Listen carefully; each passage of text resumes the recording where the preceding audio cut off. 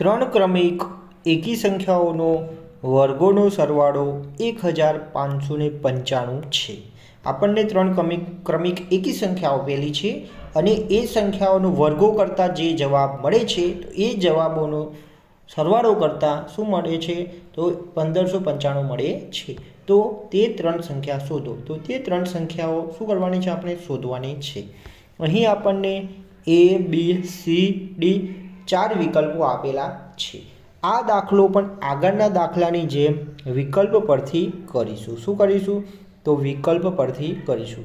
હવે એમાં છે 19, 21 અને 23। અહીં શું કહ્યું છે, વર્ગોનો સરવાળો। શું કહ્યું છે તો વર્ગોનો સરવાળો।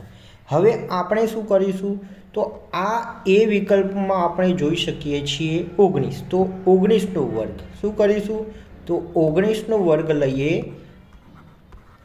તો આ રીતે આપણે 19નો વર્ગ કરવાની પ્રોસેસ કરીએ તો શું કરીશું તો આ 9 દેખાય છે મિત્રો, તો એ 9 દેખાય છે તો એ 9નો ગુણાકાર કરીશું, આ ઉપર અને આ નીચેનો 9, તો 9 ગુણ્યા 9 તો કેટલા મળશે 81 મળશે। શું મળશે મિત્રો તો 81 મળશે। તો આ જે 81માં એકમ છે એ આપણે અહીં સાઈડ પર લખી લઈએ, આ એકમ છે એક સાઈડ પર લખી લઈએ। પછી છે આ 21, આખો આપણે શું તો આખો જે વર્ગ છે કરવાનો નથી, આ એકમના અંકો આપણે અહીં મેળવવાના છે। પછી છે 21, કેટલા છે તો આ 21 છે તો આ 21નો વર્ગ કરીએ તો 21 ગુણ્યા 21, તો આ એક અને આ એકનો ગુણાકાર કરીએ તો 1 ગુણ્યા 1 બરાબર આપણને મળશે 1, એ 1 પણ અહીં આપણે લખી લઈએ। પછી છે આ 23, કેટલા છે તો આ 23 છે, કેટલા છે તો આ 23 છે, તો 23 ગુણ્યા 23, 23 ગુણ્યા 23, એમાં આ 3 અને આ 3નો ગુણાકાર કરીએ તો આ 3 ગુણ્યા 3, 3 3 9, તો આ જે 9 છે એ અહીં લખી લઈએ। આ શું છે મિત્રો, આ જે મળે છે તો એ 19, આ જે 1 મળે છે 19ના વર્ગનો એકમનો અંક છે। પછી આ 1 છે 21ના વર્ગનો એકમનો અંક છે। પછી આ 9 છે એ 23ના વર્ગનો એકમનો અંક છે। મતલબ કે આ વર્ગોના એકમના અંક શોધ્યા, 19ના 21ના અને 23ના વર્ગોના એકમના અંક શોધ્યા। હવે આ એકમના અંકોનો સરવાળો કરી જોઈએ તો 9 ને 1 10 ને 1 11, શું થશે તો 11 થશે, 11। હવે આ જે 11 મળ્યું છે એમાં એકમ શું છે 1, અહીં આપણે જે સરવાળો આપેલો છે ઓલરેડી સરવાળો આપી દીધેલ છે તો એમાં એકમ જોઈએ તો 1 છે, આ 1 તો અહીં જોઈએ છીએ તો અહીં 5 છે, 1 છે નહીં, મતલબ એ વિકલ્પ આવશે નહીં। હવે બીજો વિકલ્પ છે 17, 19 અને 21, તો શું કરીએ આ 17નો વર્ગ એટલે કે 17 ગુણ્યા 17, આ 7 અને 7નો ગુણાકાર કરીએ તો 7 ગુણ્યા 7 બરાબર 49, આ 49માં એકમ શું મળ્યો તો 9, એ 9 અહીં લખી લઈએ। પછી આ 19 છે તો 19નો વર્ગ કરીએ તો 19 ગુણ્યા 19, આ 9 અને આ 9નો ગુણાકાર કરીએ તો 9 ગુણ્યા 9 બરાબર 81, 81માં એકમ શું મળ્યું 1, આ 1 અહીં લખી લઈએ।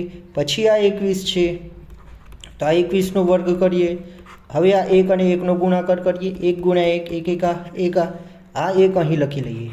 આ શું મળ્યા તો 17ના વર્ગનો એકમનો અંક 9, 19ના વર્ગનો એકમનો અંક 1, 21ના વર્ગનો એકમનો અંક 1 મળ્યો। આ બધાનો સરવાળો કરીએ, 9 ને 1 10 અને 1 થશે 11, શું થશે તો આ 9, 1 10 અને અહીં 1 આ થશે 11, તો આ 11 અહીં જોઈએ તો આ 1 એકમમાં, અહીં જોઈએ તો આ 5, મતલબ બી વિકલ્પ પણ આવશે નહીં। હવે સી વિકલ્પ ચેક કરી લઈએ તો સી વિકલ્પમાં 21, તો આ 21નો વર્ગ કરીએ તો એ 21 ગુણ્યા 21 કરીએ તો 1 ગુણ્યા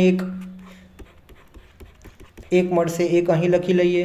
પછી આ 23 છે તો આ 23નો વર્ગ એટલે કે આ 23 ગુણ્યા 23, આ 3 ગુણ્યા 3, આ 3 અને 3નો ગુણાકાર તો આ 9, એ 9 અહીં લખી લઈએ।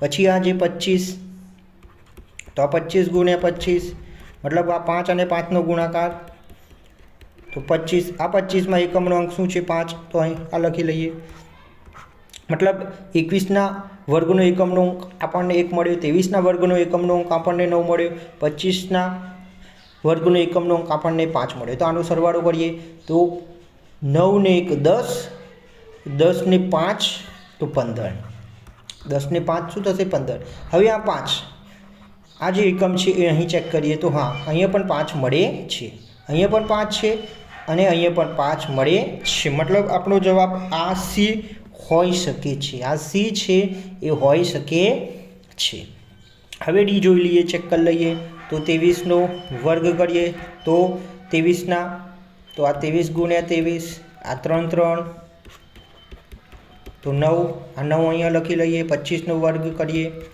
તો 25 ગુણ્યા 25 આ 5 ગુણ્યા 5 તો આ 25 25માં એકમ મળે છે આ 5 પછી છે આ 27 તો આ 27નો વર્ગ એટલે કે આ 7 ગુણ્યા 7 કરીએ તો મળે છે 49 આ 49માં એકમ 9 તો આ 9 ને 9 18 ને 5 23 તો અહીં જોઈ શકો છો 3 અહીંયા કેટલા છે 5 છે અહીંયા 3 છે મતલબ આપણો જવાબ સી કરેક્ટ છે તો આ રીતે મિત્રો ઝડપથી આપણે જવાબ લાવી શકીએ છીએ તો તમને આ જે ટ્રીક છે એ તમને ગમી હશે 20ને 2 ભાગોમાં એવી રીતે વિભાજિત કરો કે જેથી ભાગોના વર્ગોનો સરવાળો 232 હોય બંને ભાગોની કિંમત શોધો 20 છે તો 20ના 2 ભાગ પાડવાના છે મતલબ કે એ 20ના 2 ભાગ અહીં આપી દીધેલા જ છે અહીંયા એ બી સી ડી માં જે 2 અંકો આપેલા છે એ શું છે 20ના ભાગ જ સમજો મિત્રો તો એમને વિભાજિત કરો કે જેથી ભાગોના વર્ગોનો સરવાળો 232 હોય તો આ ભાગોના વર્ગોનો સરવાળો કેટલો તો 232 હોય હવે આપણે અહીં કરીએ તો વિકલ્પ પરથી જવાબ લાવીશું અહીંયા એ વિકલ્પ છે એમાં આપણને છે આપણને એ આપેલ છે 6 અને 14 તો શું કરીશું 6નો વર્ગ કરીએ તો 6નો વર્ગ થશે 6 36 હવે આ 14નો વર્ગ કરીએ તો શું કરીશું તો આપણે આ 14નો જે 14 સાથે ગુણાકાર હવે વૈદિક ગણિતની ટ્રીકનો ઉપયોગ કરીશું મિત્રો વૈદિક મેથ્સ છે તો એની એક ટ્રીક છે કઈ છે તો મલ્ટીપ્લિકેશન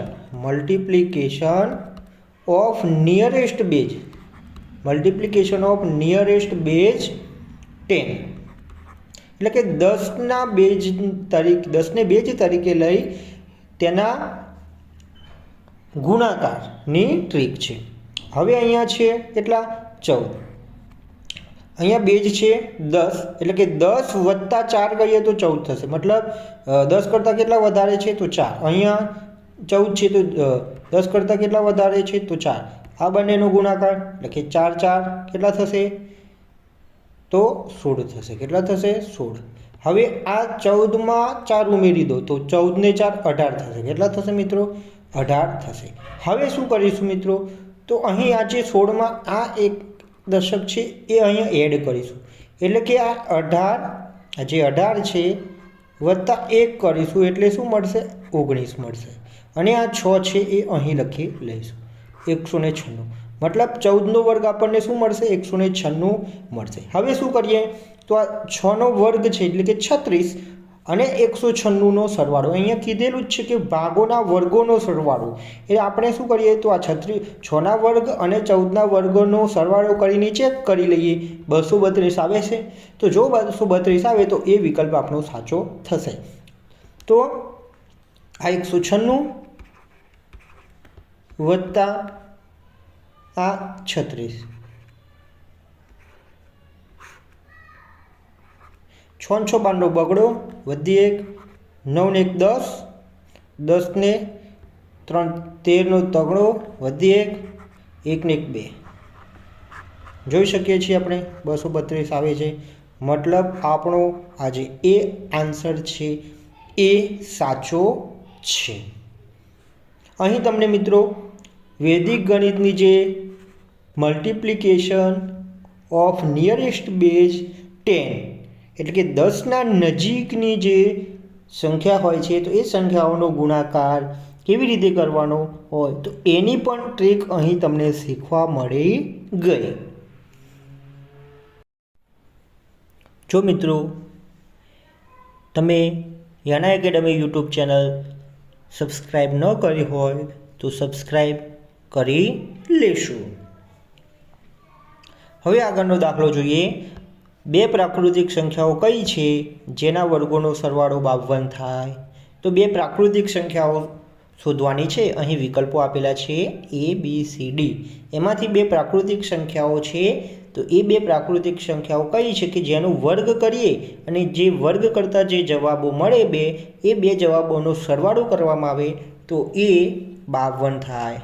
તો અહીં આપણે વિકલ્પ પરથી જવાબ લઈએ તો અહીં આપણે એ છે એમાં છે 2 અને 7. તો શું કરીએ તો 2નો વર્ગ કરીએ તો 2 ગુણ્યા 2 એટલે કે કેટલા મળશે 4. પછી 7નો વર્ગ કરીએ તો 70 થશે 49. આ બંનેનો આપણે સરવાળો કરીએ તો શું જવાબ આવે છે તો આ 49 ને 4 કરીશું સરવાળો તો 53 મળશે. શું મળશે 53. અહીં આપણને શું જોઈએ છે 52 મતલબ એ વિકલ્પ આવશે નહીં. હવે બી કરીએ. બીમાં છે 3 અને 5 તો 3નો વર્ગ તો 9 થશે. 5નો વર્ગ થશે 25. હવે આ 9 અને 25નો સરવાળો કરીએ 25 વત્તા 9 કરીશું તો કેટલા મળશે તો મળશે 9 ને 5 ને 5 કેટલા થશે 14. 9 ને 5 14નો આ ચોગડો બધી એક મળી મૂકીએ 3 2 ને 1 3 તો આ 34. અહીંયા 52 જોઈએ છીએ નથી થતા. હવે સી વિકલ્પ જોઈ લઈએ. 4 અને 6 તો 4નો વર્ગ થશે 4 ગુણ્યા 4 એટલે કે 16 અને 6નો વર્ગ થશે 6 ગુણ્યા 6 એટલે કે 36. આ બંનેનો સરવાળો કરીએ 6 6 12નો બગડો વધી 3 ને 1 4 ને 1 5 એટલે કે આ 52 મળે છે. મતલબ વિકલ્પ સી આપણો જવાબ થશે. એટલે કે બે પ્રાકૃતિક સંખ્યાઓ કઈ થશે તો 4 અને 6 છે તો એનો વર્ગોનો સરવાળો કરીએ તો 52 મળશે. બે સંખ્યાઓના ઘનોનું અંતર 999 છે. બે સંખ્યાઓ છે તો એ સંખ્યાઓના ઘનોનું અંતર આપેલું છે 999. આગળ આપણે જોયા તો વર્ગોના અંતર વિશેના જોયા. અહીં છે ઘનોના અંતર વિશેનું. તો સંખ્યાઓ 3:4ના પ્રમાણમાં છે. આ જે સંખ્યા છે બે એ 3:4ના પ્રમાણમાં છે તો નાની સંખ્યાનો વર્ગ શું થશે તો જે નાની સંખ્યા છે આ બંને સંખ્યાઓમાં જે નાની સંખ્યા છે તો એનો વર્ગ શું થશે? અહીં આપણને ચોક્કસ સંખ્યા આપેલી નથી. ફક્ત શું આપેલું છે તો જે સંખ્યાઓ છે એનું ઘનોનું અંતર આપેલું છે અને એ સંખ્યાઓનું પ્રમાણ આપેલું છે. હવે શું કરીશું ધારીશું. તો શું કરીશું ધારો કે નાની સંખ્યા લઈએ. નાની સંખ્યા તો શું થશે નાની સંખ્યા તો 3x થશે. શું થશે 3x થશે. તો મોટી સંખ્યા કઈ થશે તો મોટી સંખ્યા 4x કઈ 4x થશે. હવે શું કરીશું તો બે સંખ્યાઓના ઘનોનું અંતર આપણને એક સંખ્યા આ લીધી અને બીજી સંખ્યા આ.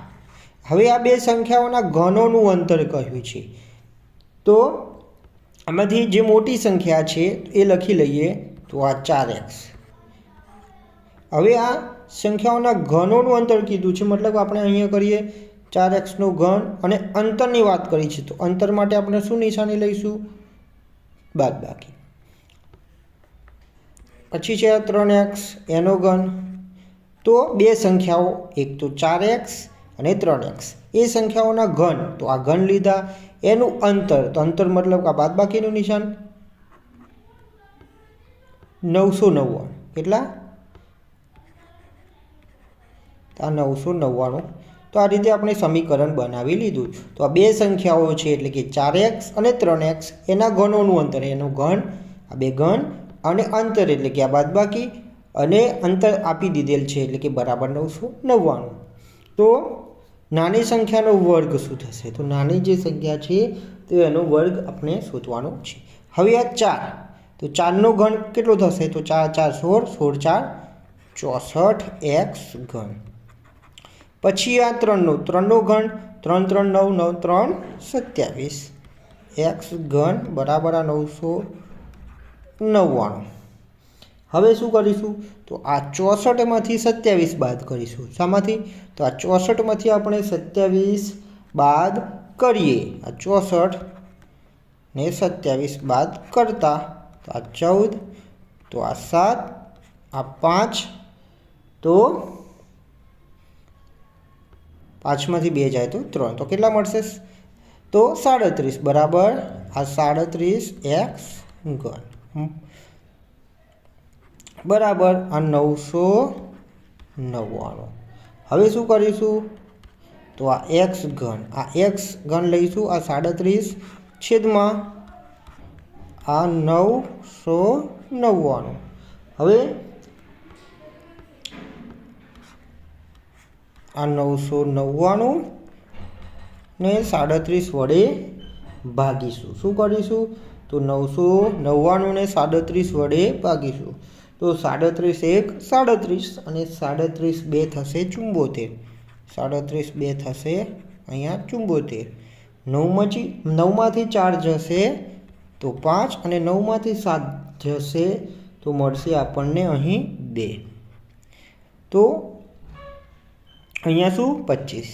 હવે આ 9 છે અહીંયા લગાડી દઈએ એટલે કે 259 થશે. હવે 37, તો આ 37નો આપણે 7 સાથે ગુણાકાર કરીએ તો 7 7 49, 9 7 3 21, 21 ને 4 કેટલા થશે? તો 25 થશે.